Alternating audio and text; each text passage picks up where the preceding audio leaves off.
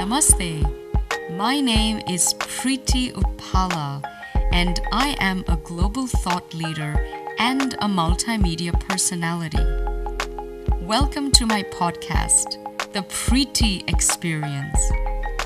Join me as I explore some of the most fascinating and crucial issues that affect our world today.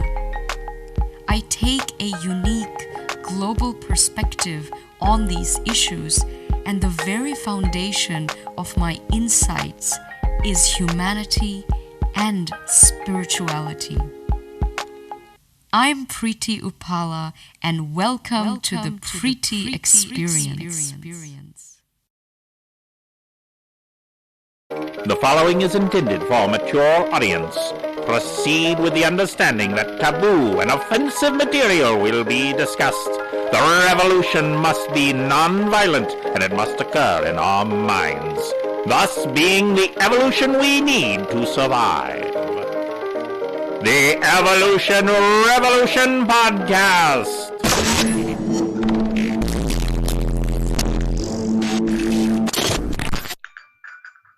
This is the Evolution Revolution podcast on IMN. Today I am joined by Preeti Uppala. She was Miss India International. She's a former investment banker. She's an actress, a rather fine actress, if I may say so myself. Welcome, Preeti, to the show. Namaste, everyone. Namaste, William and Chad. Thank you so much for having me on the amazing Evolution Revolution podcast. I'm really honored to be on your network and to have this sort of riveting conversation that we're about to have. Well, I'm absolutely thrilled. First, I wanna dive into what one topic you really wanted to dive in, and that's the topic of Tulsi Gabbard. Now, I want to give you some context to my angle of it before I get your angle. Okay. But I had a John Mubarak on the show, and he was running mate with Jill Stein, and rather recently Hillary Clinton just called Jill Stein and Tulsi Gabbard Russian assets. Yeah.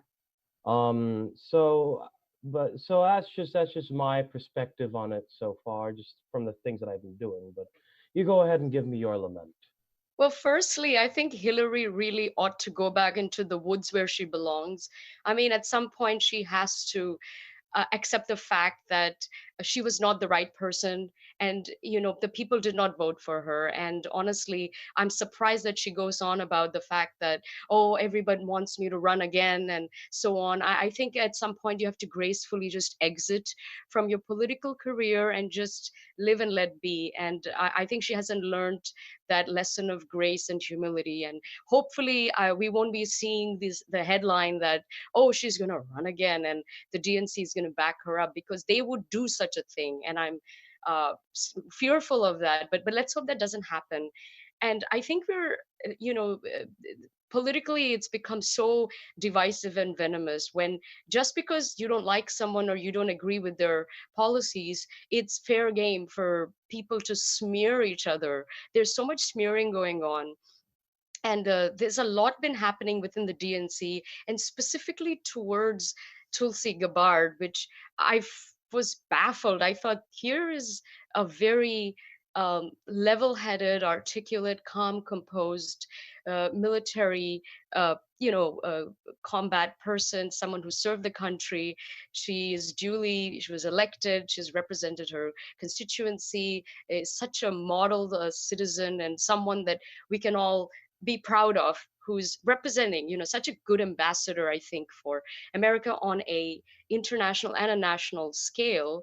And you have these people, not just Hillary but some others too within her own party, who feel that it's okay to just smear her. And this is coming also from subversive media outlets too.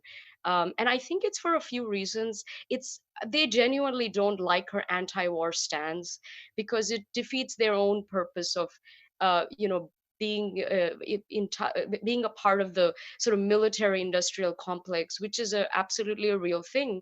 And I was shocked that the DNC is as much pro-war as any other party or other parties in this country. I would have thought, hey, aren't they the party of for the people and for peace and love and light? So it was kind of baffling to see how they attacked her.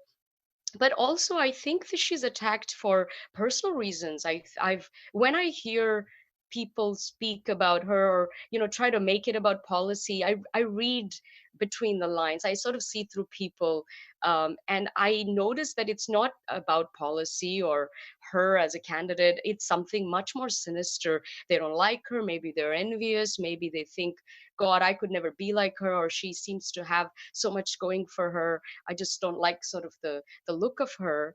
And also, by the way, her faith too. I can't believe that somebody would attack her personally for such something that's so intimate, because they don't do that with other candidates. We have, this is a secular country. There are people who have all kinds of faiths, and we've had Muslim, Mormon, I mean, candidates and so on, even a president. So I don't know why it's such a big deal. And then trying to dig and find things about her faith that are, that they clearly don't understand, and they think it's okay to sort of generalize and say something negative, which really affects other people of that faith. I So this mean, is, yeah, the toxic environment of the bipartisan politics of America, and I really think it needs to stop at some point. I'm a Buddhist, and I would hate for someone to think that I have the ideology of the cult in Myanmar. You Yes. know, it's just like there are people will do certain things with a certain belief, and you have no control over that certain tribe or subset Yes. of society. I but the certain disagreements I've had with Tulsi, have to be with her voting for certain war budgets. But I kind of, I'm a member of the Green Party. I'm not a Mm. Democrat. And one thing that I have found in the Green Party and our front runner in our primary is that he pushes Russiagate, and he Wow. thinks he thinks Assange is just a scummy person. Oh my So so Tulsi by that looks so much better than the front runner in my own party, and that brings me such shame. Well, Wow. Chad over here is actually running in the Green primary for whatever that. Woohoo! well, and let's But let's let's be clear about the whole front runner thing too. There's not been one primary vote cast. It's Mm. that there are people in the establishment Greens that are in chair positions and committee positions that have been basically rigging the Green Party primary, the presidential primary, in order to make Hawkins I the mean, the nominee. they're all So in the California primary. They're only having two choices, and there's so many candidates. So Wow. yeah, there's a lot of underhanded things going on, and the problem is when you find out, and I think that's what you were talking about, is when you find out, wait a second, the Democrats, they're pro-war, what, they're pro um, uh, private prisons. What are you talking Yeah. about? Like what the crime bill? What have these Democrats been doing? And I think that's the hardest part is because all heroes are not our heroes. These people are put in front of you and they're fed to you, and they use propaganda in order to make these people seem like they're great. And all they've been doing is been doing the dirt in the name of all of us. And it's the cult of personality, and it's the hustle of politics is what I've been trying to explain. It's Mm. like these people they want the resources of the party. The money, uh, the things that you get are not direct. These are Mm. outside of the actual, the election that you get your bread, or you get your the extra stuff or whatnot. So, Mm. um, but yeah, so apparently this is something that Tulsi's been dealing with on the on the flip side in the other Yes. party, in the Democrat Party. So um but yeah, I want to get back to the whole generalization of faith thing, Yes. because you know you which know politics, party faith, that's Yes. it's a similar thing. It's very. I just wanted to add that in there, but it's yeah, it's very. like, and people start generalizing and this and that, and it just gets so jaded. That's true. And I just wanted to add, you mentioned you're a Buddhist and that you don't identify with things that happen in Myanmar or Sri Lanka even. But I must say those two sort of conflicts or issues, they're not ideologically driven. Those are geographical problems, problems that the Burmese people have had with some radical elements of various refugees, or whether it's Rohingyas or so on. And there was a incompatibility and tensions, sort of racial, ethnic tensions that led to sort of kind of terrorism or just conflicts on both sides. But it's not ideologically driven. You can't blame the Buddhist faith and say, hey, in their holy scriptures they say things, and then these monks or Buddhist people in Burma are enacting. And the same thing goes for India too. We have socio-economic, well, we have communal riots. They have absolutely nothing to do with religion, because those riots involve people from all faiths who happen to live in India. It's usually about land or something socioeconomic or sometimes geographical. Again, in Hindu scriptures, the Vedas or the Gita or the Puranas or Upanishads, which are the oldest spiritual texts in the world, nowhere does it say anything about attacking another. In fact, the central message of Hinduism is mutual respect. And even the name of Hinduism, of course, is not Hinduism, but it's Sanatana Dharma, which literally means the eternal path. And there's a famous saying that, there is one truth, but the wise call it by many names. So if central to our faith is plurality, openness, tolerance. And that's why for 5, 6, 7, 8,000 years, as a country, India or the Indus civilization has remained intact. And it's a country that has never attacked another nation. And by and large, even though it's so diverse, we have every religion on the faith that lives in India. By and large, it's peaceful because of that ethos that is the main fabric of society, which stems out of Sanatana Dharma. It's not a religion, it's really a civilization. But I would say, um, under that, it's really a knowledge system. That's how real Hindus view their, I wouldn't say religion, but sort of whatever Hinduism is or Sanatana Dharma is. It's a knowledge system, You told me before we started streaming Yes. that the word Hinduism is fake. Yes, so there's no such thing as Hinduism. The real name for, uh, so I'm a Hindu. The real name for my sort of belief system or set of traditions is Sanatana Dharma, and it translates to the eternal path. So it's timeless. It's the oldest continuing sort of uh, set of traditions in the world, and it's unbroken. Since its inception, God knows, people say, I think 6,000 years is being conservative because it's the oldest, but I think it goes far, even earlier than that. And when you look at archaeological evidence today, they're finding proof of life in the Indus Valley and the Harappa civilization that is uh, 10,000 years.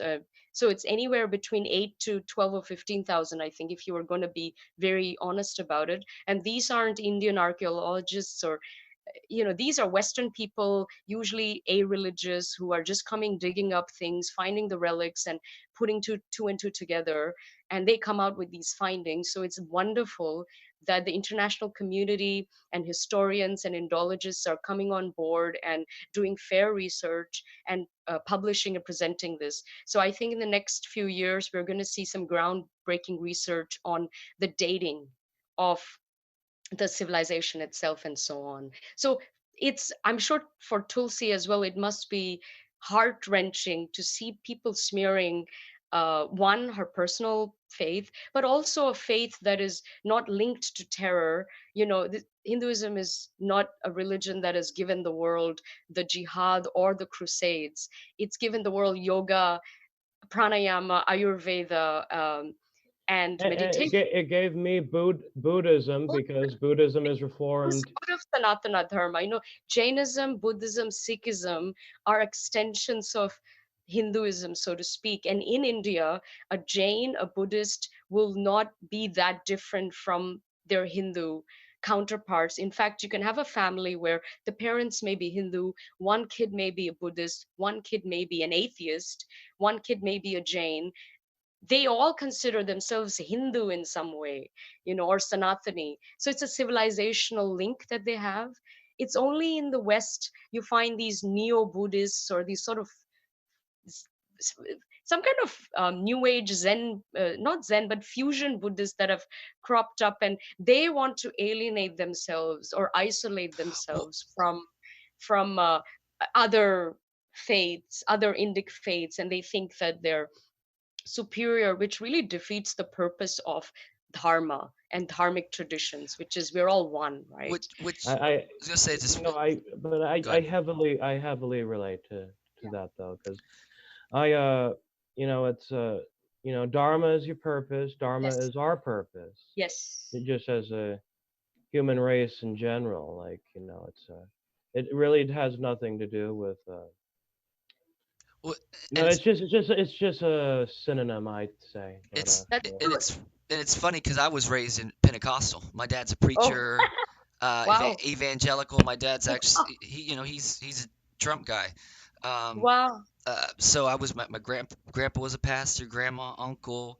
I went to church camps and But he had a revivals and purpose, right? You would well, say he Yes, has a purpose. well, well, yeah, it's as a dharma. purpose, but what it has to do with it's the way we're taught. The way that True, we're taught to look at other people.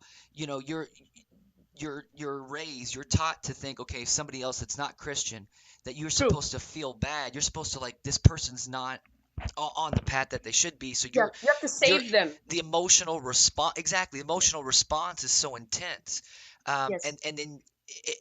And it's not till I'm getting older that I'm understanding a lot of these things like where people they may not necessarily mean bad, they may want yeah, to do something good, but they're the way that they were taught to reach somebody or their yeah, specific um, sect, or tribe of Christianity, yeah. and I guess that's what for me it confused me the most was is you see all these different people and like you're like this person's not a bad person for Yeah, this and this person's not a bad person for this, but I'm feeling guilty because I'm cussing or this or that, you know what I mean? And so they're they're they're realists, no, they're what's it called when literalists is what some people call them, like when it comes to the Bible yes. and stuff like that. But of course, then they pick and choose what to Oh, believe. yeah, because there's a lot of gory verses too that they don't want to, R- I, I, it's, yeah, well, and that's so for me is like I understand the faith, I understand that part. So I want to always honor and give yes, someone that you know because it's their relationship with God, what they believe yes, at the end of the day. So there's that disconnect sometimes from the church, the Christian church, the yeah, evangelicals, is they don't realize, hey, it's about your relationship with God. So yes, everybody has a different path, a different timeline on that. So you have to give people that space to have that, and still give people love and attention. I'll give an example that something I will always remember, and I've argued with friends and family, people they don't even talk to me anymore. Um, well, because I want to see people live out what they believe. yes, Um, there's a lot of hate in the name of God, in the name of yes, love. And it's backwards, and the people that are supposed to be helping the most are the ones that are pointing the finger the most. And absolutely. you see it with the Islamophobia and Oh, all, yeah. all these other things. But I was in church camp, like just so there was this girl, I was probably 15 or 16. There was this girl that they were going to send home, Mm, because they found cigarettes in her suitcase, whatnot. yeah, Why they were in her suitcase, I don't know. But that's the kind of the way they are. So they found some cigarettes. They were going to send her home. So my counselor, he was telling us, he's like, if you're going to send her home, I'm going home too. wow. Like, and it affected me so much, and still, because like the people that are supposed to be there, the ones that are supposed to have the influence and be around positive energy and around love and this this model that Mm-hmm. Christians are supposed to be showing. You're chastising them and talking down and making them seem like Yeah, at 15. You know what I mean? Like the it's weird. It's weird how everybody wants you to be an adult when there's things that they want you to, take care of, but they want to treat you like a child when there's things that, they want to be an adult about. So there's just there's an interesting perspective that I have with it because I've wrestled with it, and Wow. like growing up, I was kind of like the religious kid because my pops, sang Christian singer, and i- I didn't see a lot of that in school. But now that I'm older and like I see a lot of people that I grew up with, they're like super religious, super Mm, Christian, and it's just weird. It's a weird, bizarro land. But at the end of the day, I always want to respect people for their faith and their relationship in yes. God. So, but there's two conversations to have. One is to say, okay, you know, do I want to prevent you from having a relationship with what you believe? That's one conversation. The other one is, can we have a conversation about religion and about how I believe it is? You know what I mean? Yeah. Because you should be able to have that conversation where one person say, no, I don't believe, Yeah. and I this is why, and I can think this about somebody because of this, whatnot, because of the way that they interpret this, but Hmm. but not infringe on somebody's rights to Yes. believe. So that's something that it's important to me when it comes to the Christian faith, Yeah. because I grew up with it.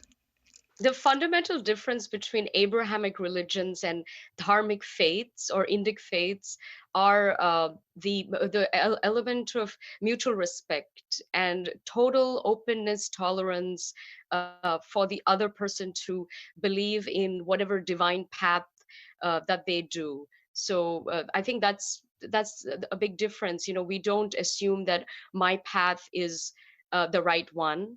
Uh, Whereas in the Abrahamic, they each of them thinks that their path is the way, and in the name of that truth there has been so much war and sort of bloodshed. And also within the Indic faiths there's no conversion and there's no preaching. Nobody sort of we there's no 72 virgins for us if we're converting anyone to become a Buddhist or Hindu or blow ourselves up or whatever. So it's a very different ideology. It's not even really a religion. It's just a set of traditions, I would say. I And have a they're all very query. closely linked. And one question, one point, the reason people always ask me, why did Buddhism sort of decline in India? Because Buddha was originally a Hindu, and he had nothing but positive things to say about Just, Hinduism and just, just like Dharma. Jesus was a Jew. The answer to that is got nothing to do with ideology or beliefs or whatever.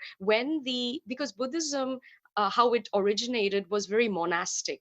So people who sort of got involved in Buddhism, they were about study. They would go to the monastery and stay with the monks, and it was more introverted and internal, and it was study. But Hinduism was for the lay person. It was all pervasive, all throughout society. You could be a Hindu and go about your business and do your thing. So when the Islamic invasion happened, when the invaders came, very easily they could just wipe out all the monasteries, which they did. And suddenly we saw this huge decline, because you can get rid of so much in one go, and whereas you had hundreds of thousands, maybe millions of people even at that time. And you can't they were small in number, right? The invaders, they couldn't possibly wipe out everyone. And it's so all pervasive. There wasn't some temple that was like the head that they could just go blow up and suddenly we would get rid of that faith. So that's the real reason why Buddhism just declined and Hinduism prevailed in the face of this, I guess, the first global jihad attack. And it's ever since, because it's so much a part of nature, us, each other, very hard to sort of get rid of.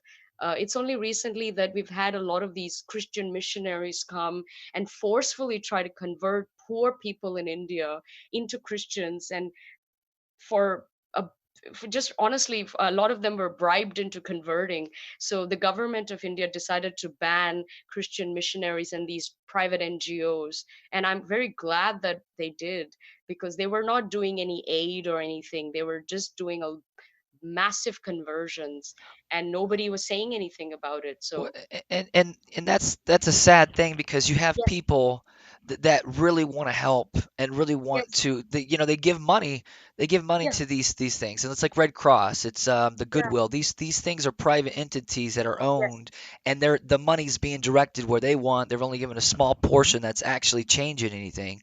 yes. But but you have people that are trying to give and being told that what they're doing is good. Um, Mm, and so I think it's very important to to to just talk about that, yeah. because you don't I he, think it's time. go ahead. If you're going to give your money, you got to demand that you get to know where your money is going to.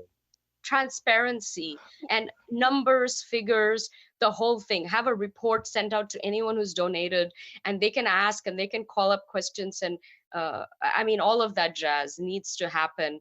And I am not a big fan of And it needs to be for the public, videos, all the because public we to don't know see. what they're doing over there.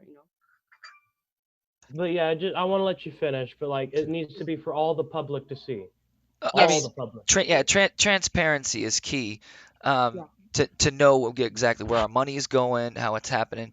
I was thinking about Constantine, because what Constantine did, he had a dream or a vision, whatever, that people were going to unite, to unite people under the Christian flag, and then that's what he used. And then of course the Council of Nicaea, where he put the people together, the scholars, in order to put together the Bible. Mm. So they, pick and choose, which scriptures to put in there.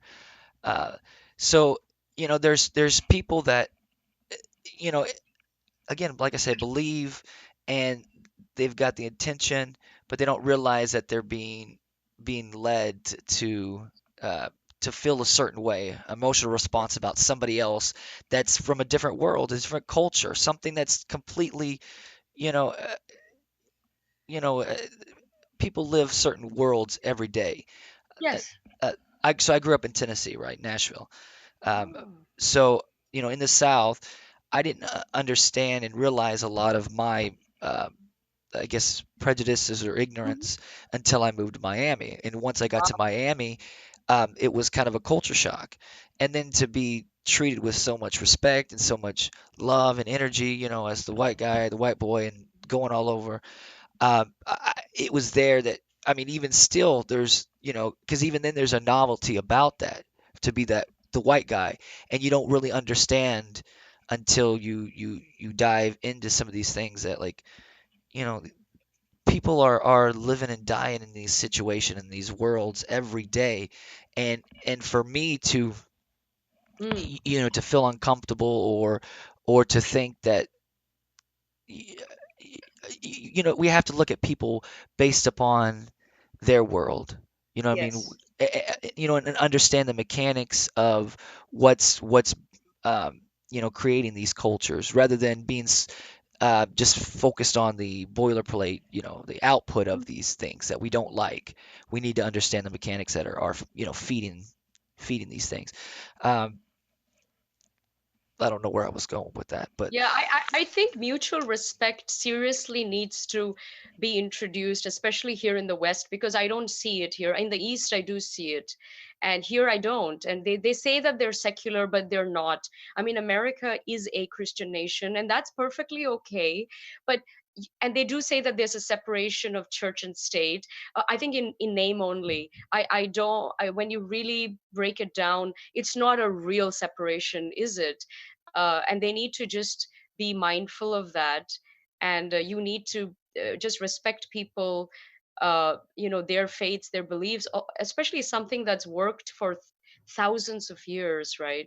And uh, as with these Indic faiths, I mean, they date 5, 6, 7 thousand years or longer, and remained terrorism free. And these are all good ideologies. Look, it gave the world yoga and meditation, Ayurveda, kirtan, all these wonderful things.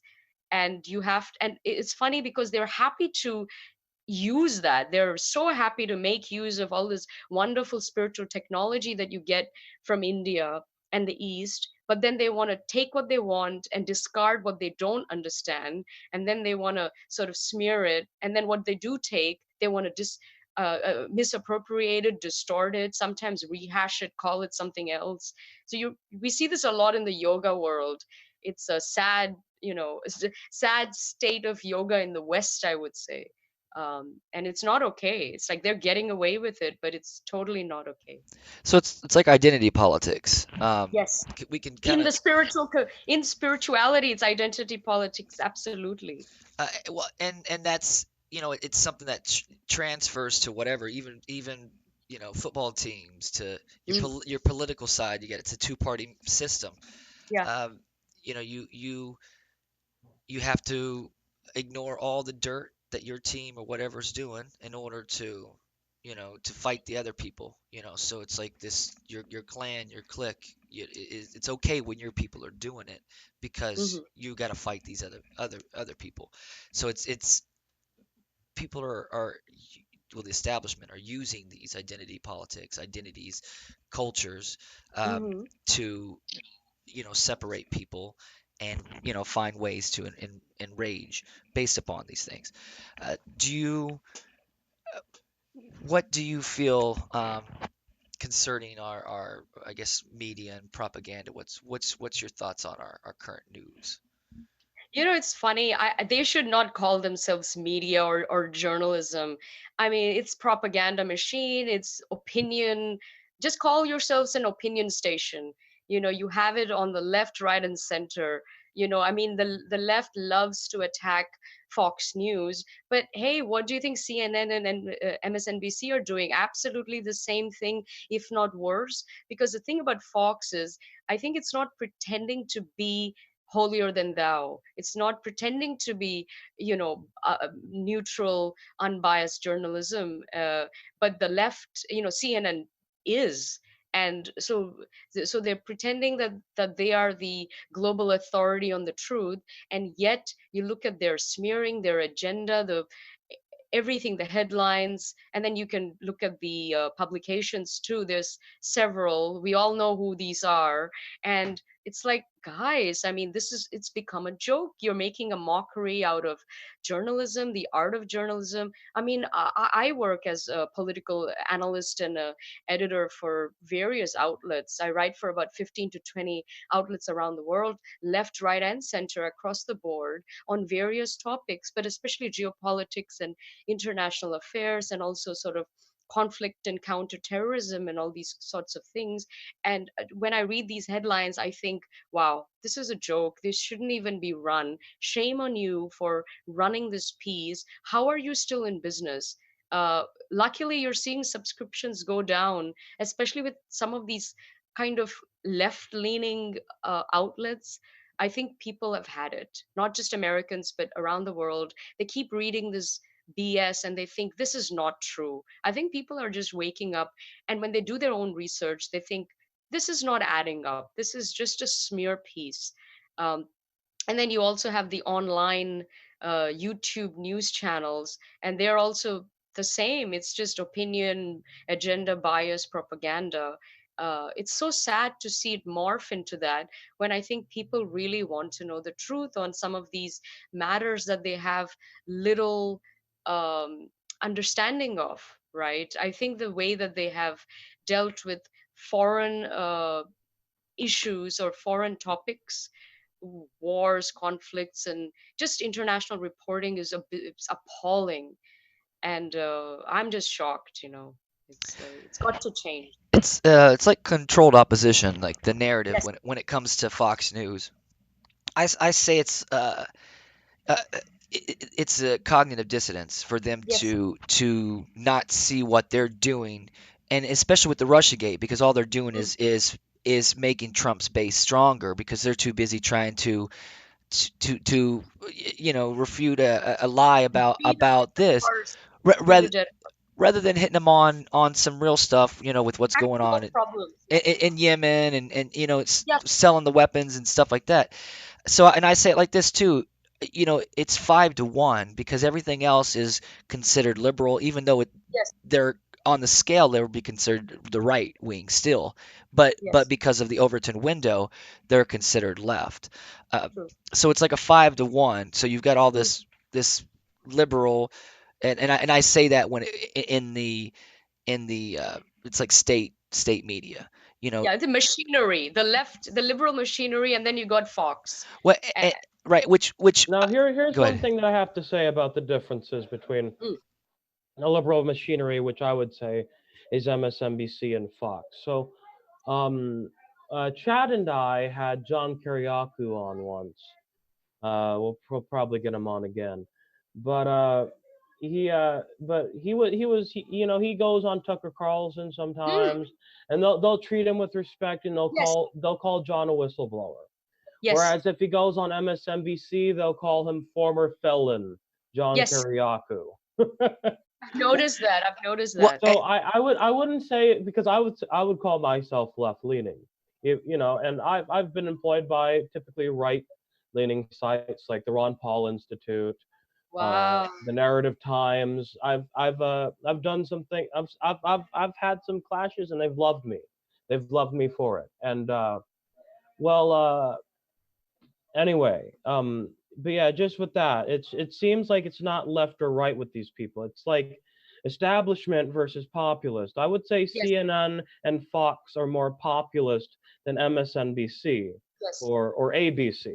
well, and I think they're doing it on purpose, to be honest, because and because anything that is true, that because a clock is a broken clock is right twice a day. So Yes. first of all, anytime that Trump says anything about Clinton, and 90% about, he's right, he's telling the truth. Yeah. When he's talking about the crooked part of the DNC, he's telling the Yes. He's truth. right. But Yes. what they do is everything's sensationalized, so you dismiss anything that he says, even the clock part. So that's something that, you know f- from the macro perspective. I mean, I feel like that's all Fox News is there for. And of course, Mhm. I think these people are all in it together anyways. The purpose is to keep people, on these wedge issues, even though they support the same basic things: war and predatory, capitalism stuff. So it's it's interesting to me, and I think, of course, I think that's one of the things that's growing his base, or keeping his base solid, because he's been the loudest anti-establishment voice, which is Yes. crazy. But Tulsi, Well, just for the record, Tulsi has been taking quite a bit no, away from that base. no, They love her. right, You know, right, I agree I with you agree. when you say the right actually gives you respect and space. They do that. Tulsi was on Breitbart just the other day, and Alex Marlowe, who's the editor in chief, he had a wonderful interview with her. He spoke about such poignant topics, and no, he didn't smear her. He didn't call her a Russian agent or anything like that. But then she goes on The View, and they completely try to butcher her. And you think, wow, these people are supposed to be your And friend. it's Your like Megan McCain, whose father I absolutely despise, by the way. But Yes. Megan McCain started defending Tulsi from Yeah. Joy's venomous teeth. Oh yeah. And see, So they do that on purpose. I think that's the whole thing. Is like it's a wrestling match. It's just like what Jesse Ventura talks about. The whole purpose is to, have your own little stick, and at any yeah. time they can rehabilitate you. Like Sean Spicer, everybody hated him. I mean, they hated Jeff Sessions, and then they made him like, oh, he got fired. Oh, this racist guy, he's so cute now. Like, look at this elf. Well, So I would call John McCain a war criminal. I wouldn't call his daughter a war criminal Yes. because no. she hasn't served in No, office. but I mean, like, but she's the villain though, and they know that. Yeah, They yeah. know that that's the way that they present her, and that's her voice on purpose. And Uh-huh. they use her to attack certain things, and the left hates it.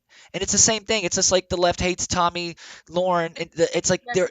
there's certain things that they use just to keep people triggered and outraged. And I've fallen for it. I've gotten caught up in. Tool.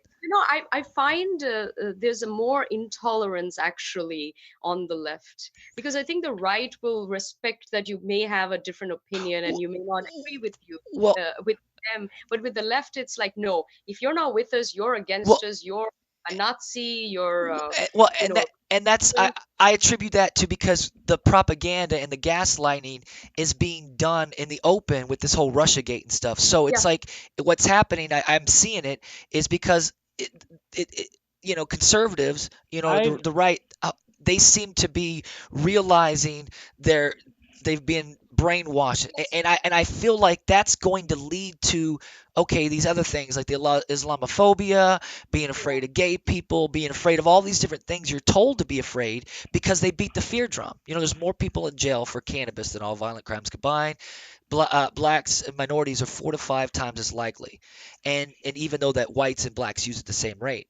So what happens is they beat the fear drum on the media and say, look, black people are more criminal because they're in jail. No, it's this system that pumps out on, and they report the result, not the reason, and then people are fearful of the result because that's how the propaganda works.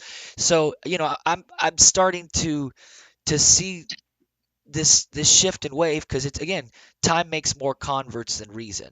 you yes. you can't tell somebody. and speaking Go ahead.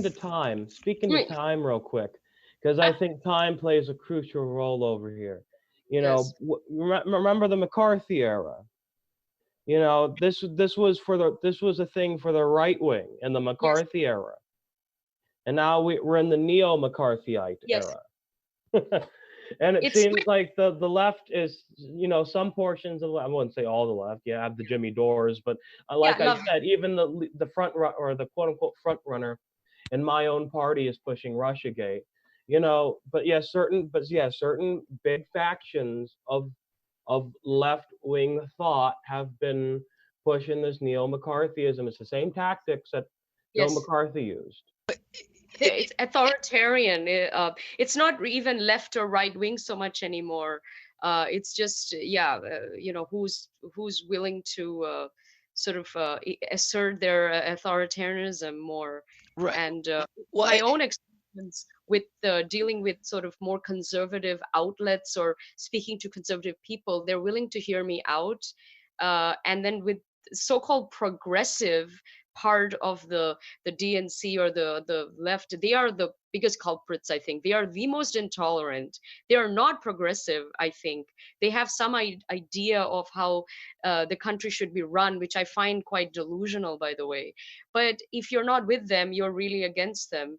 And they have no room for tolerance, and they have sort of monopolized, I think, the news outlets. And even on YouTube, you see a lot of these so-called progressive sort of basis, and even within progressive, it's breaking down. It's some well, are well, genuinely open and all for the people, and some are like, oh wow, they got a real agenda here. and like Jimmy Dore, like for example, a lot of people really respect him Yes, because he talks about the issue. He talks about like the fact of what people are doing because that's the thing is people may hear a fact but they don't process what that means like for that fact what that means that you're not prosecuting any of the bankers that did all yes, this dirt. um, so like Jimmy Dore, he's got a lot of respect from people that don't agree with him on policy, but they're going to respect him because he hits them on the left. He true. hits people on the left, and that's why people are like with the Trump derangement syndrome. If you Oh, I guys, hate that. I if don't like that at all. It's if and I can smell it a mile away, and if you it's a want lot. to, I was gonna say if you want to take out the wind out of the Trump sails, give up these people that are the Russiagate, give up Yeah, these the corrupt on the left. That's it. You do that, and then they're gonna respect you, and then they're gonna say like, oh shit, now we have to give up the dirt too because it yes, sets the example. And that same thing with the church thing. The Christians, like, you're supposed to be an example to show what love is beyond yes, this point, beyond the differences. And the left, the way it's written out, the way it's framed out, the left is the one who's supposed to extend the hand to the right, to yeah. conservatives. But They're not. and they're not.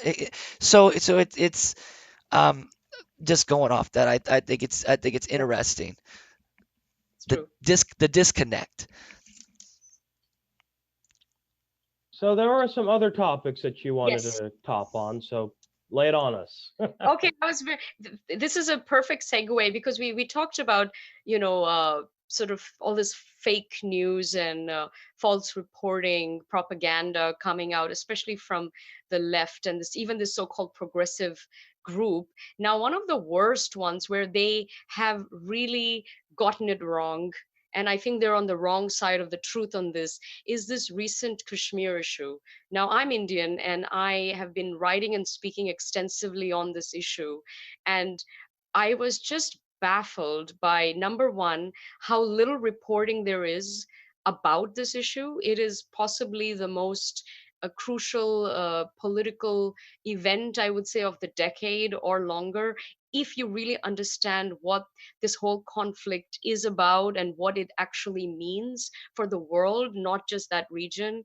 And number two, whatever reporting is being done is complete false reporting. I can't believe that they're able to get away with any of this. So, firstly, it's not recognizing, so they have no idea of the history, you know. So, during partition, all the states were given a choice to go either with India or with Pakistan. 99% of them chose to stay with India, and Kashmir was one of those states. It acceded to India in 1947, legally, legitimately, through an instrument of accession. Everyone knows about this. This is a formal document. So it's a state in India. It's as much as a state of India as much as any of the other states. And Pakistan has zero moral or legal claim over it. But for 73 years, they have internationalized and politicized this issue because Kashmir happened to be Muslim majority. And the whole reason for the creation of Pakistan was we don't want to be Hindu India, we want to be Muslim Pakistan. And all the Muslim states should come along with us. But when Kashmir's leader chose not to, uh, they couldn't take it. And to this day, I think they can't Well, even then, shouldn't accept there the just be an election? Shouldn't there be an election then? Like Brexit. I don't know. No, no, because the instrument of accession was the election. It was the election that all the states went through. What you're talking about is a plebiscite, which is asking sort of the Kashmiri people which way they want to go to. Now, if you do want to go down that route, there is a route for that. Uh, there is a UN resolution which is actually quite clear, and it's three steps. Now, the first step is that Pakistan needs to withdraw all of its forces, all of its insurgent groups, terrorists, separatists, everyone. They need to get out of all of illegally occupied parts of Kashmir. So there's a large chunk of Kashmir that they illegally occupied. It's called POK, and also Gilgit and Baltistan. And they need to get out of that. Now, they've occupied that period for 73 years. They're not going to get out of it. So that was the first step. Then the second step was that India needs to just reduce its armed forces or police in the area of Kashmir, and then you're going to have this plebiscite. But because the first step wasn't taken, the second step cannot be taken, and then the third cannot be taken because these were consequential, and the UN was supposed to be satisfied with all of these conditions being met. So every Pakistani journalist goes on about the plebiscite because that's the only thing that they have. They've been peddling this for a long time, and the answer to that is they cannot be a plebiscite until rule number one is fulfilled, which it never will be. It's just it's unfeasible, but also they will morally not do it because that's not their mindset, right? They use terror as a tool of statecraft, right? We're talking about the world's largest state sponsored terror factory, right? This is a country that trains Al Qaeda and ISIS and gives refuge to Osama bin Laden, and they don't just engage in cross border terrorism with India. It's the Pakistani Taliban that kills the US troops in Afghanistan. This is something that even Nikki Haley has shared in her book, and General Mattis has shared openly. anyone in foreign, sort of who works for the U.S. Secretary of State or Foreign Office in the U.S. government knows this. But I'm just baffled why they don't uh, take action. Why are they continuing? Why do they continue to give billions of aid, which goes into terrorism? I think that's the worst. And I think a lot of people look to Trump to change this. He's reduced the funding, but he has not eliminated it. So I think there needs to be some serious reforms, uh, uh, about this issue. But just to go back to the Kashmir thing, so it's an internal matter in a sovereign country. Also, the two laws that were changed, which is Article 370 and 35A, were sort of an obstacle to freedom, to equality. So 35A was an article that was not giving freedom of rights and inheritance and property to women and people of LGBTQ community and people of religious minorities. Essentially, it was saying if you're a Kashmiri woman and you marry a non-Kashmiri, you cease to become a Kashmiri citizen and you lose everything.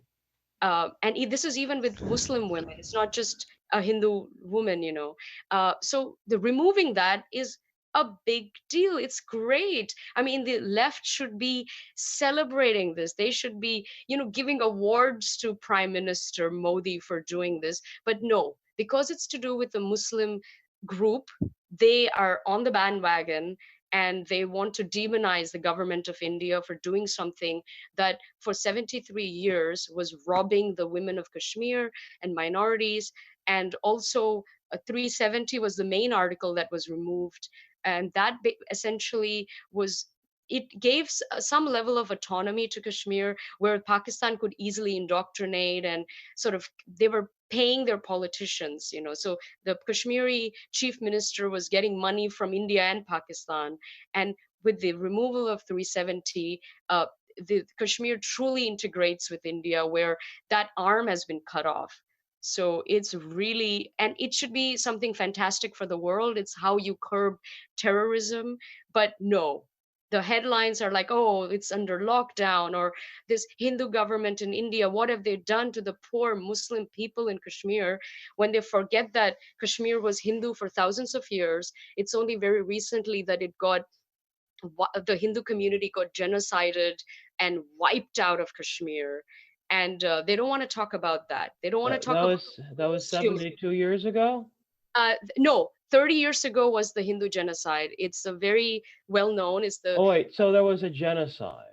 There was a genocide in the 1990.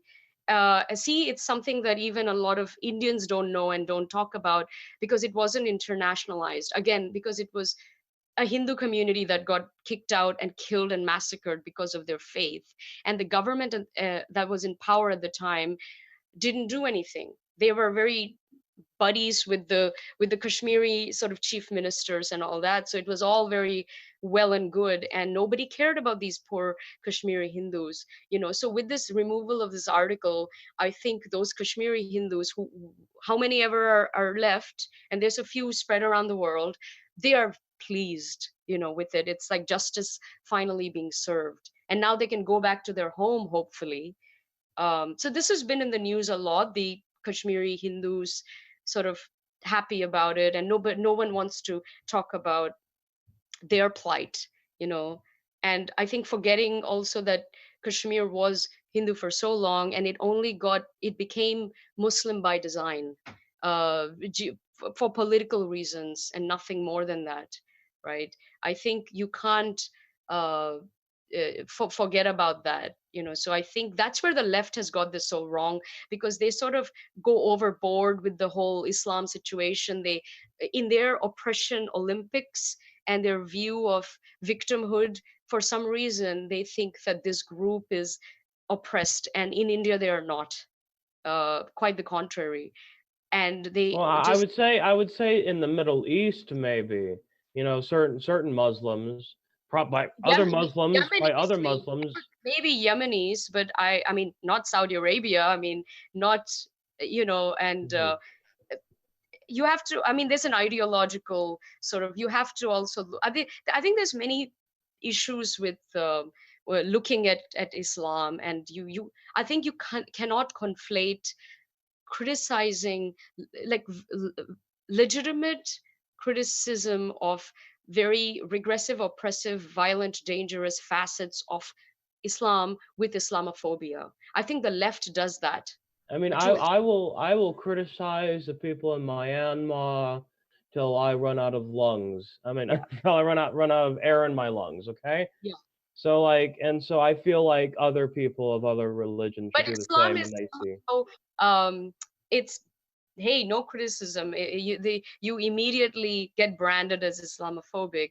And I think when you have too many lawmakers in US, in America, who have this ideology, right, and then they slowly sort of sprinkle parts of Sharia, or just they're too soft on the whole issue, it becomes really dangerous. Because when laws are passed, for like blasphemy laws, and they're suddenly they only relate to one religion and not the others, it becomes really problematic. And I think this is where the left has gone completely into delusional territory, and I think this is where it'll eat itself, because its indoctrination of intersectionality, I think, is quite toxic. And because now it's like I think they're realizing that their intersectionality is actually affecting themselves, and they don't even need to worry about the right sort of coming to get them. They're gonna, I think, unravel and sort of crumble, disintegrate by themselves if this continues. And I don't see any signs of it sort of changing, because they're completely linked to this victimhood narrative. I think their politics and governance is based on that, where they don't look at some groups, some minority groups, as oppressed, and they look at some others as, Well, They are in an intense state of samsara. well, it's yeah, that's right. it's like it's like this structure. It's like a high school structure where you they want to get into the matrix. Basically, they want to get Yeah. into, they like to be told what to do, they like to be told how to feel, how to think, like they've bought into the whole mind thing. Yep. And what I'm seeing now, it's interesting because there's some there's with the internet, we're able to do so much that we Yes. weren't able to. So it's like people don't realize, like, you can, all these things that you're worried about, like, we don't need these people to bring any jobs back. We can make our own shit and sell Yes. directly to somebody. Yes. People can have a quality of life, basic stuff, food, housing, clothing, shelter, these things. If we use, our phones, if we use this right, this is more power, computing power, than what they use to take us to the moon. So I don't think people really um understand that it's such a Hmm. big it, it's such a big piece of the puzzle that can fix it can fix so much. Yeah, and you're absolutely right. I found this this progressive faction, I think, of the left is particularly a culprit to this sort of really not doing their research, not bothering to, find out about the facts. I mean, I've spoken on a lot of platforms on some of these issues, and whenever I go on the so-called progressive show, I'm just baffled by, number one, they have zero knowledge of any of the things that they have such a strong opinion on, and yet they don't have any historical sort of evidence. They don't know the history of the region or the conflict itself, The and they Mul- don't have the any Mueller report. understanding. It's the Mueller report. It's the Mueller Yeah, report. and they don't even want to know. And as I try to educate them, and this should be a lesson in history, for God's sake, of another country, politics is in another place, you're dealing with foreign religions, they actually become quite defensive and hostile with me. And I think, you've got to be kidding me. Are you serious? I mean, if you continue to do this, you're going to become, not only are you going to disintegrate, you're going to become a laughing stock in the world. I think it's already starting to happen. And in the UK, it's already happened. I think the Labour Party there, I don't know what your views are on UK politics, but Labour Party is infiltrated with these sort of imbeciles who are so deep, with their ignorance on some of these issues, and some of the stances that they've taken are so venomous. And some of the British people are like, they've had it. Well, You've got communities that are saying, Labour Party is known to be anti-Semitic. It's been like that for years. But now it's anti-India, it's Hindu phobic. They completely got they're wrong on so many sort of geopolitical matters. They're like Hamas sympathizers, and they're too soft in terrorism. There's too many jihadi elements there. Go figure. I really hope that Boris Johnson wins, and I think he will. But God forbid the Labour comes back. I don't think it will, but if it does, it's going to be. I know Jewish people who are ready to leave the UK if that happens, because they're saying this is no country for us, uh, based on some of the venom that's been peddled. well, Well, here's my position. I have a George Galloway position on this, Okay. which halfway disagrees with you, but halfway agrees with you. Yes. Fair enough. You see, I was about to have George Galloway with me with Cynthia. Nice. Galloway brought Cynthia into into Gaza when the Yes. Israelis put her into prison for 7 days for bringing coloring books to children. And I again, I think that there are radicals, extremists, violent people in any subset of people. Any Yeah. subset of people. In my case, I'm a Buddhist, Yeah. and I can't stand the people in Myanmar, or the people who govern in Myanmar. Yeah. And I've seen many reports of some people of Islamic faith, coming into Britain, Mm. and the culture shock there has not been a peaceful one. It's been a violent one. Yes, because they're also not assimilating, and sometimes they come. It's in a group, and they don't want to assimilate. They're not holding sort of. There's no respect for the way of life, though. No, there isn't, and also they want to impose sort of Sharia law or sort of very Islamic And you modes of. see, and that's what I'm against. You And can't do that. The reason why you left your, whether it's Pakistan or whatever, and very few of these are actual refugees, and this is the real reason for Brexit.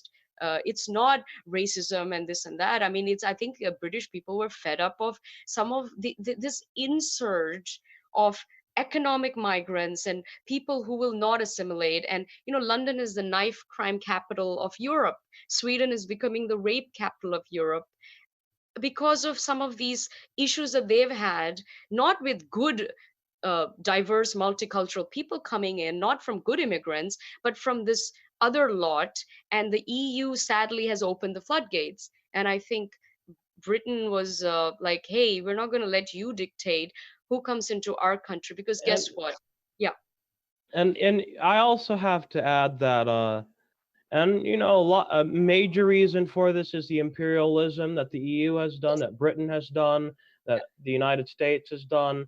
These people would stay in their own subset of this world if we wouldn't interfere. It's the same thing in our country. We right. interfere in Latin America, Yeah. and we cry, and we're so upset that they're coming at our doorstep now because we Well, destroyed their Well, and place of life. that's the key element, is to understand what we're doing in order to create these quagmires, in order to yeah, create. but I must say it. That's not the only reason. That's a yes. I Well, mean, well, I only and yeah. I only mean that for. Go ahead.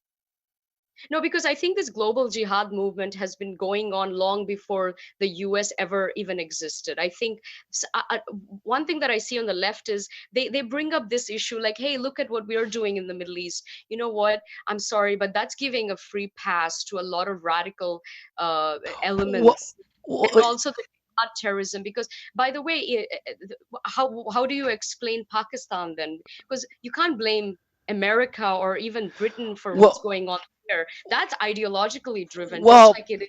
but Let, that's let me but let me that's throw but that's let, what let we're me doing though. That we're when we create these vacuums, and when we're destroying these things, and then the propaganda. I mean, even our, what was the CIA, FBI, they got caught spending like half a 500 million or something crazy on these recruitment videos for Al Qaeda and stuff like But that. yeah, You see, let's just go ahead. remember that America and the Saudis are in cahoots on this, so it's not just the United Well, States, right. but Yeah, So, and that's what you're saying, the jihad yeah. thing, which the Saudis have been promoting.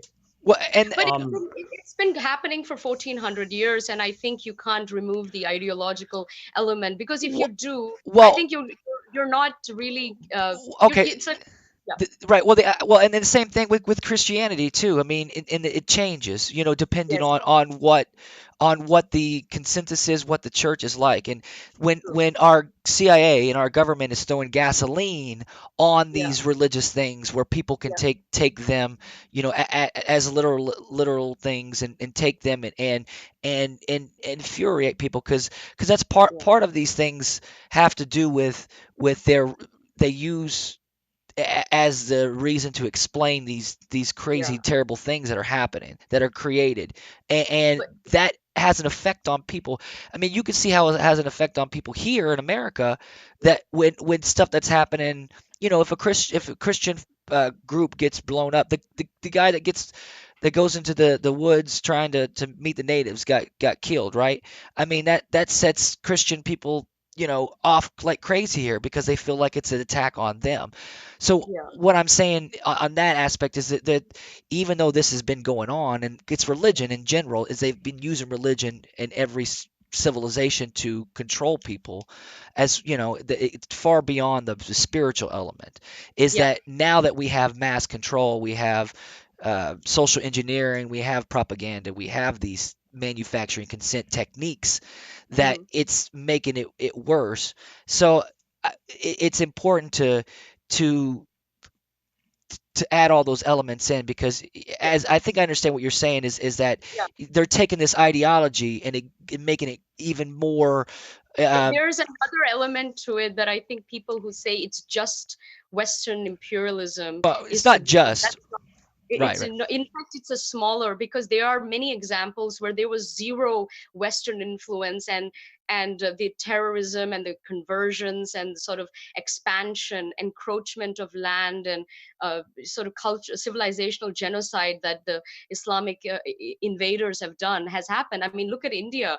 America didn't exist when we had 800 years of Islamic invasion. That has nothing to do with the West. That was pure Well, that's religion, though. That's, I no, mean, no, but I'm making the right, right. point that you have to, uh, give credence to that, because I see some of these people who over coddle, uh, the political Islam, if you will. They just conveniently forget that. And also, not every persecuted group turns into a terrorist. There are many examples of people who have been genocided against. They have not picked up the gun, right? I mean, the Kashmiri Hindus is a good example. You will not find even one Kashmiri Hindu terrorist out there. But as far as the Muslim population goes, it's a vast, there's many, whether it's separatists or insurgency Well, I mean, groups or and same thing for, Christian religious, because but people don't put it two and two. yeah, There's a psychological aspect of making someone feel like your faith, like your relationship with God, is going to be taken away. yeah, Um, so at the same time, I look at it as we're still being, raised and programmed to think a certain way. So yeah, even the Western civilization has an effect, even if it's not like a direct thing. Um, yeah, growing up from away from it, and probably outside it, you probably can see a lot more of the dirt that we're doing in a different way. So that's got to make people angry, so it's, again, it's not to condone yeah, obviously anything, but we have to look at it as human yeah, beings, how people use these things. They use identity politics, they use cultures, how they use religion to make us hate each other. I mean, you have Star Trek and Star Wars fans that will go at it, you know what I mean? Like true, that's how intense people are about stuff, like they, we're creatures of passion. Yeah, Um, tribalism too, right? I mean, right, and right. one more thing, this idea of nationalism I wanted to bring up. I think, just people in general need to realize that nationalism means different things to different nations. Because in America, it's make America great again, America first, but in other countries, it's not. That it's something completely different. And for example, I can give you the example of India. It's not make India great again or India first, not at all. For us, nationalism is something completely different. For us, it's after 1,000 years of sort of colonization, persecution, genocide. It's about reclaiming our history and culture, and shaking off the remnants of colonization and invasion, and sort of the subjugation that came with that, and really reclaiming our identity, which is open and secular and tolerant, and which is Indian. That's what nationalism means to us. I think it's extremely necessary, and it's something that hasn't happened for so long. So even post independence, I think for 70 years, it's only just starting to form. And it's so disgusting that some factions of the left want to term that as, oh, this is Indian nationalism, it's scary, when it's something that is not. It's not the Western idea of nationalism. I think the West wants to view everything through its own lens. And in the West, it may be about bigotry and like exclusivist mentality, like I'm better than you. But in India, for example, it's not that at all. I think we are struggling to just reclaim what we had, Well, and what is truly our ethos and essence of our nation and the fabric of our society. It's a wonderful thing, and it's needed. And I think if India wants to be a superpower, which it is well uh, poised to be, I think feeling proud and nationalistic of who you are, and you can hold your head up high and know that you're a civilization that didn't, engage in crusades or jihad or terror or any of that, but you've done good things for the world and continue to do so. And you've been sort of the cradle of spirituality, I would say, in the world. You ought to be proud of it. And there are elements out there who want to shut that down, and if you feel proud, they want to cut you down and say you're a fascist. We're seeing this a lot, I think, with the left's attack on India, and I think it's appalling. If we may, I do want to get back to Britain, but excellent take on that. Yes. I love it, but I do want to get back to Britain. Yes. So you know, I was just telling you about George Galloway. Yes. I share his take on it. I support Brexit. The I'm against the genocide in Palestine. Those things are not mutually exclusive. Yes. And it's funny because Galloway always claims that Corbyn secretly supports Brexit. Like I don't. secret, I'm not so sure about that. and Corbyn denies it. He says I campaigned against it. I voted against it. But Galloway, he continues that. But he's been on the attack on Corbyn recently. They go way back, like years, decades. But I just wanted to throw that past you, is all. How interesting. It's always nice to keep an open mind. And look, ultimately, we are all one. I've traveled a lot. I've been to almost 100 countries, and what I've learned is people ultimately are the same. They want to be loved and respected and understood, and they just want to be happy, and they want to get on with their lives. It's only, whether it's institutions like religious institutions or politicians or governments, they are like sort of coming down our throats and creating some divide and creating hostility. But people essentially, mostly, other than the fringe elements, of course, they're good people. And it's live and let be. And it's so sad that we can't just really all be like that. But then there would be no industry, there would be no war industry, or all this very, even in well, academia it happens. There's also a climate change industrial complex too, which there are people on either side that are very extreme, and it's all propaganda.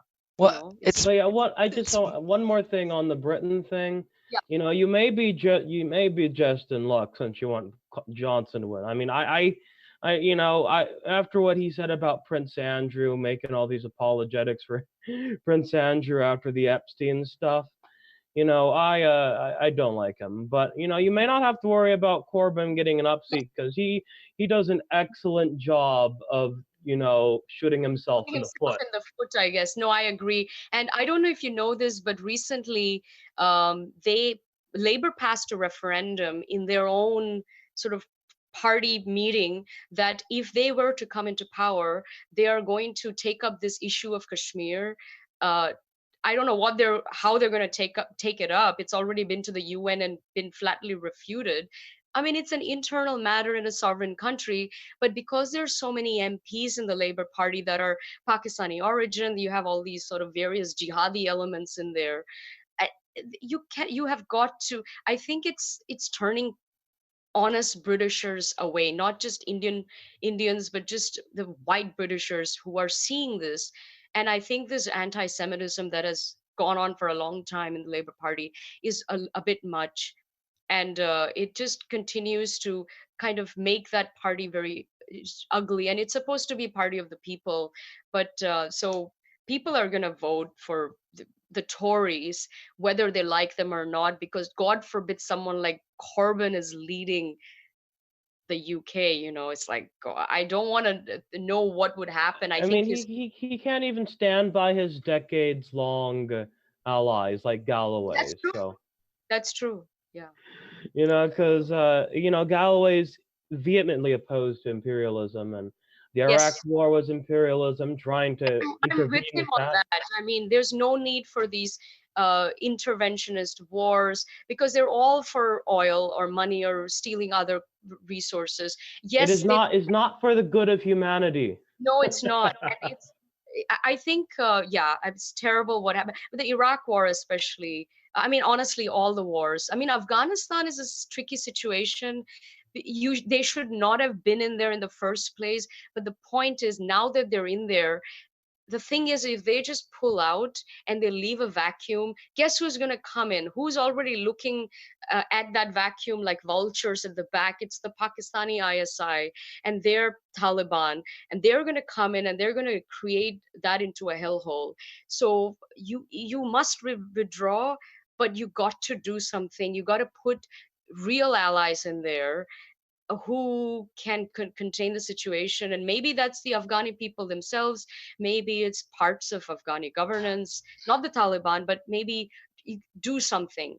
But don't leave it open, and don't think that Pakistan is your ally in this, because it's not. I think they've played that geostrategic card for 73 years, and they continue to kill your own troops. Come on, at some point you need to wake the f up, on this, and stop funding them. I think it'll disintegrate by itself because they're a failed state. It's a nearing bankruptcy now, and they're the terrorism that they have brewed for so long is going to end up consuming them. You know, so Hmm. So, is there any more topics that you want to delve into before we end the show? yes, yoga. I mean, I don't know. Do you practice yoga? Maybe you do. I I have, but it's not my main practice in spirituality has just been going to the Buddhist temple. Wonderful. Um, Well, and you're right. It is a spiritual practice.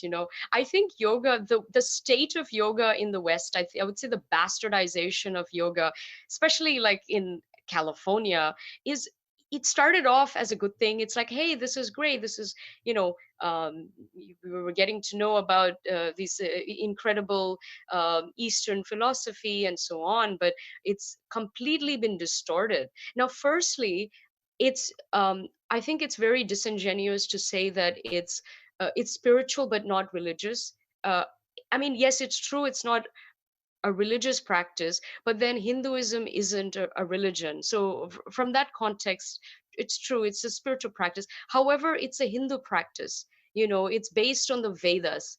Yoga is a Vedic science, and the Vedas are the holy texts for Hindus. So by all accounts, it's Hinduism in motion. It's Hinduism in practice. And I think what's happening in the West here is that they're trying to bifurcate yoga with Sanatana Dharma.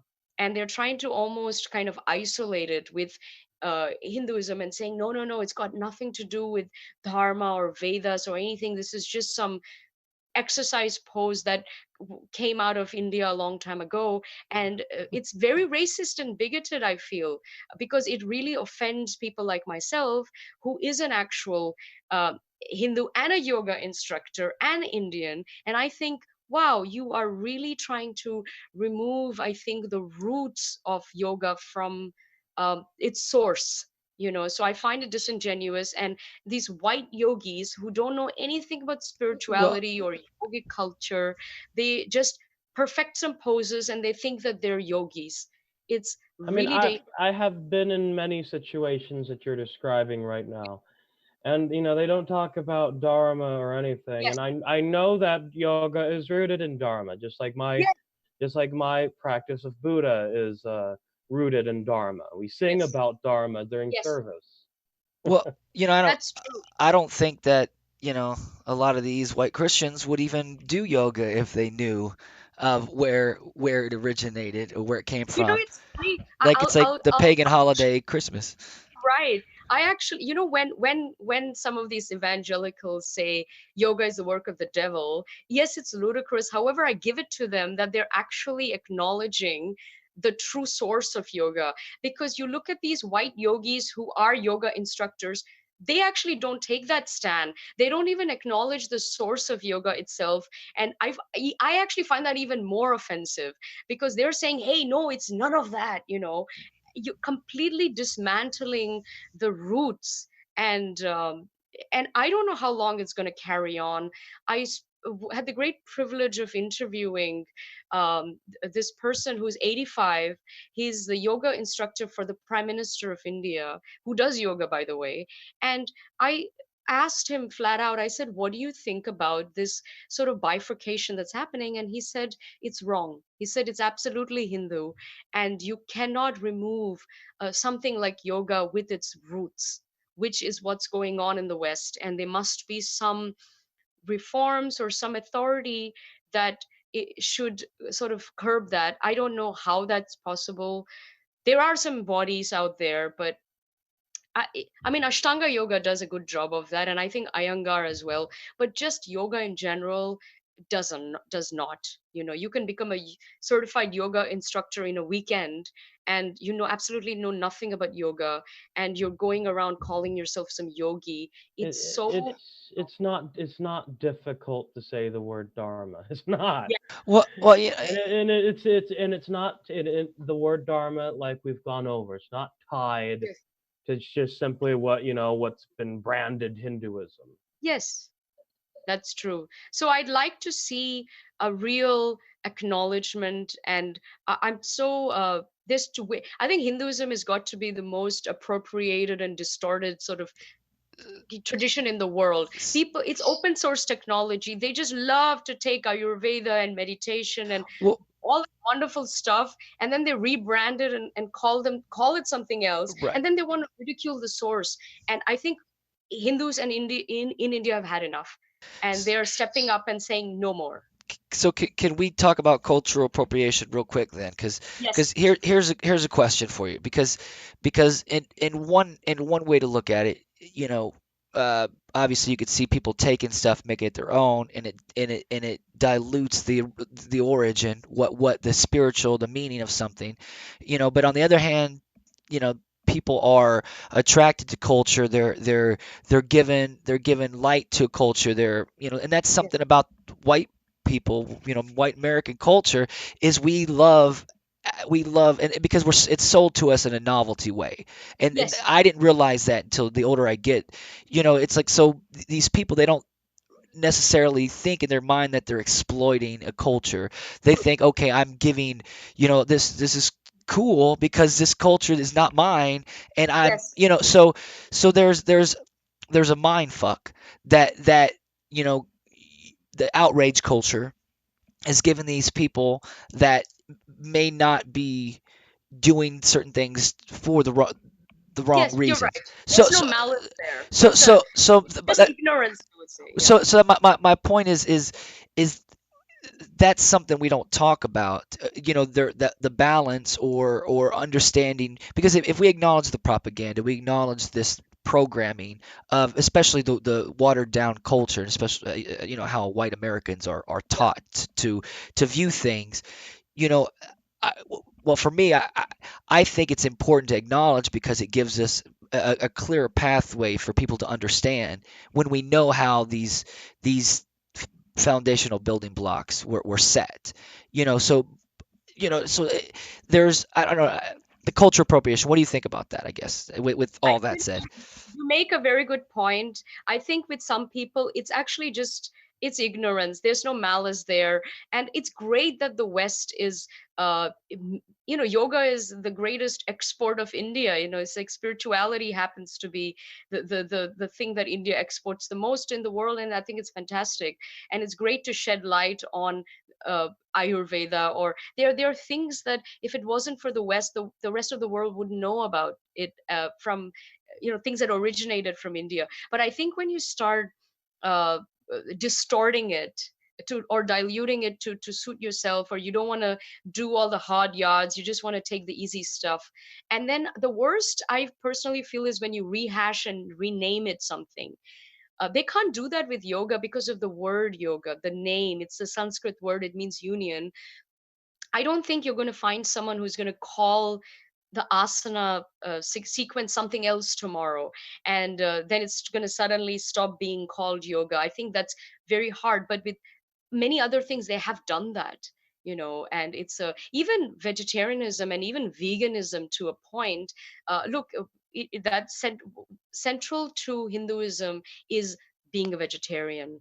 And I would say even ahimsa, these were concepts that were Hindu way before Jain or Buddha ever walked the earth. So in Jainism, sort of they're vegetarian, but they're taken vegetarian to a new level where they don't even eat garlic and anything that's I think roots as Roots, well. yeah, yeah, roots. So but it's essentially a Hindu concept. And when you look at veganism, that's I guess ahimsa and vegetarianism put together.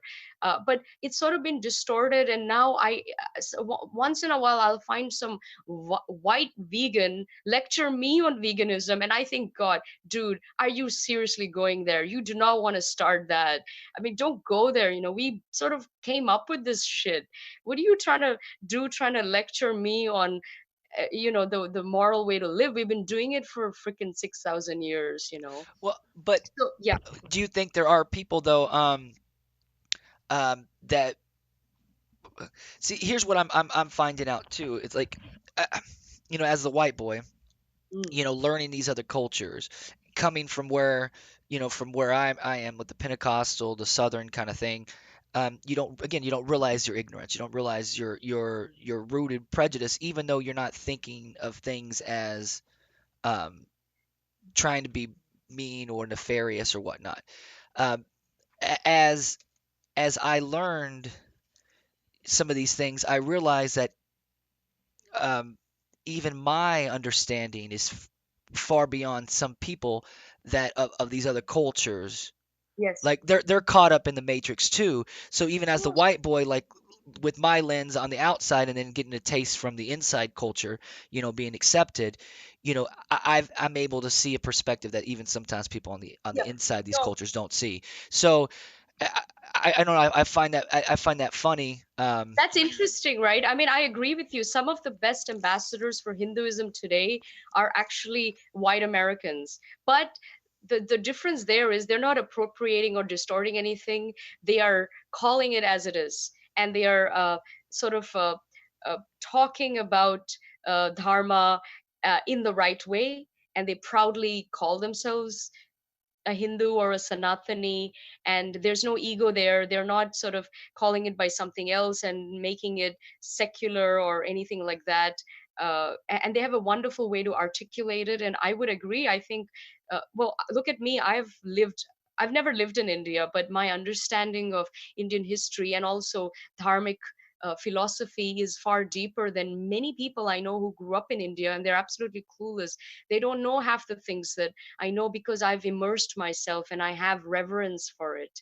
And I know, white Westerners and white American people who are even more knowledgeable on anything dharmic or yogic than even I am. I learned from them. Some of my teachers are, Western, but they have reverence for it. It's not coming from ego, and they just feel like they're the humble ambassador for this amazing philosophy, Right. rather than, oh, I came up with this, or let's take this and rehash it and call it by something else and then ridicule Hinduism as such, because that happens a lot. And I think we are against that. But there is no, when we talk about insider outsider, it's actually not Indian or non-Indian. It's someone who just respects the tradition as it is. And sometimes outsiders can be Indians. They could be Hindus themselves that are the uh, worst enemy of Hinduism, and it's actually the Western Christian who's now immersed himself in Hinduism and loves all things Indic. That's the real champion, and is taking it to the world. So I absolutely uh, acknowledge the point you're making, and this is very, very true. It's happening in India, absolutely. Well, and I just think it's important to map that out because when we talk about one side sometimes or one perspective, we don't allow those that may outwardly represent themselves wrong. They may not realize that they're doing it from an exploitation way. You know what I Yeah, mean? Like that's there's the ignorant part. You don't realize it's like black exploitation. You don't realize how they're doing it, and then it becomes again another mind fuck. And I think which segues. I don't know how much time you have, but it segues to like what's going on with the white American male, because there's obviously a lot of anger, there's a lot of psychological things going on, and I think it has to do with the propaganda and how the the mind fuck yes. is different when it comes to white men and how they're doing it. So it's like people acknowledge that there's something going on, but they dismiss it that they're feeling a certain way, like that they're not Yeah, allowed to feel a certain way. yeah. So again, it's not to condone somebody's reaction or emotions on something. It's like a criminal minds thing. You have to understand what building blocks to lead someone to react a certain way. So That's such a good point, because one can be racist towards a white man as much as they can to a black man. Racism isn't about black versus white. It's prejudice and sort of bias, that's steeped in hatred and sometimes ignorance when you don't know. And racism occurs all around the world. By the way, this term xenophobia, I think it originally originates from sort of the Japanese way of, I mean, you don't look, I mean, when we think of Japan, it's such a good, polite, courteous, dharmic country, I would say, but they are extremely nationalistic. They are so patriotic, and for them, in their mind, Japanese is number one. And you see it in Thai people too. They are, even school children are taught that the Thai way is actually the highway. But because of their dharmic nature and their sweet soft nature, it doesn't sort of come out in a obnoxious way, but in their hearts, they are I mean, that it's interesting to know. I think semantics is important, and I'm seeing. I don't know your opinion on feminism, but the second wave of feminism, I think it's very toxic. I think it's not good for the women. It's not good for the men. It's really encroaching on the masculinity that we all love and respect. Men and women are equal, but they're not the same. You have to understand that they're different. They are meant to be different because they have different functions. It's great that women can earn and a man can be a house husband. I think it's fantastic. But inherently there are differences, and you have to accept that. And when I think I see feminism morph into a very toxic, venomous, man bashing, male hating, toxic version of itself. And people are really turned off by it, and they think that they speak for women. They don't. They speak for less than 10% of women around the world. But they feel that they're this championing social justice, and that's not what they're doing. They're actually making women crave real masculinity even more. And he's actually doing the opposite, where women are like, we don't want this. We don't. What's happening to the guys? They're turning into pussies. Where's the real man out here? I mean, you see it out here in California. You see the guys are all pansies here. Well, What happened to the real men? it's funny because it's like 10 years ago, 15 years ago, it was like, the girls like, why can't a guy just, tell the truth what he wants? Why Yeah, why why does he have to beat around the bush and you know what I mean? Like it just be straight out, this is what you want. And now it's like, I can't believe they directly told me that this is what he wanted. I can't, you yeah. know what I mean? It's like at what You point? can't have it both ways. I think if you want gender parity, and if you want sort of equal rights and opportunities, you also can't say that you're better. I think a lot of these feminists have a view that they don't need men, that men are the enemy, that they want all women everything, and that they're actually superior to the man, which actually defeats the very idea of equality. So they're going into that territory, which I think is very dangerous. And yeah, I mean, I write about some of these issues where I think the West can actually learn from the East on this idea of feminism, because in the East, we have the concept of Shakti, which is the divine feminine. But Shakti is about being feminine and soft and vulnerable and sensual and beautiful, and yet be strong and empowered. You don't have to give up your femininity and sensuality to be strong like a guy. And you see this with women from the East, how they hold their femininity. Nobody is dressing up like dudes. They wear their sari, and they're so they're absolutely feminine, but they're so strong. Even the CEOs are like that. And that's something that the West can really learn, I think, about the male female dynamic, the Shakti Shiva yin yang union, which is Hmm. very beautiful and harmonious in the East and in dharmic traditions. In the West, it's sort of going lopsided, I think. So, that's great. A good way to put it. So before we let you go, you found us by what we've been doing with Kirk, right? Yes. Okay. Would you like to do that with you put two names for a podcast by me? The Yes. Pretty Effect, the Pretty Experience, and I said the Yes. Effect sounds more unique. There's Mm. plenty of experience. Jimi Hendrix, Joe Rogan, the list goes on. But the Pretty Effect, I love it. Oh. I don't know. Um, I put a poll out, and it's kind of 50-50. Well, both are a play on my name, I guess. It's the Preeti Effect or the Preeti Experience. But they're both good, and maybe I'll have more wh- than one.